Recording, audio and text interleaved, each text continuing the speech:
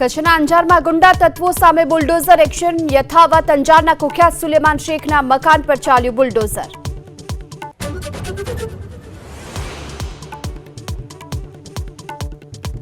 જૂનાગઢના ચોરવાડ પંથકમાં અધિકારીઓની સાઠગાંઠથી બેફામ ખનીજ ચોરી ચાલતી હોવાનો કોંગ્રેસના ધારાસભ્ય વિમલ ચુડાસમાનો આરોપ। યોગ્ય કાર્યવાહીની કરી માંગ।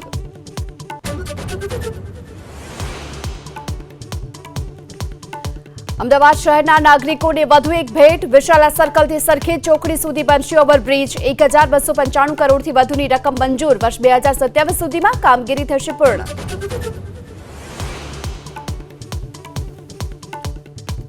સાંસદોના પગારમાં 24,000 રૂપિયાનો થયો વધારો। હવે મળશે 1,24,000 રૂપિયા। દૈનિક ભથ્થું 2,000થી વધારી કરાયું 2,500 રૂપિયા।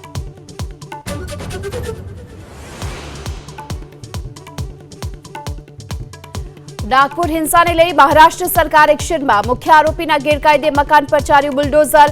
ફહીમ ખાન પર હિંસા ભડકાવવાનો છે આરોપ।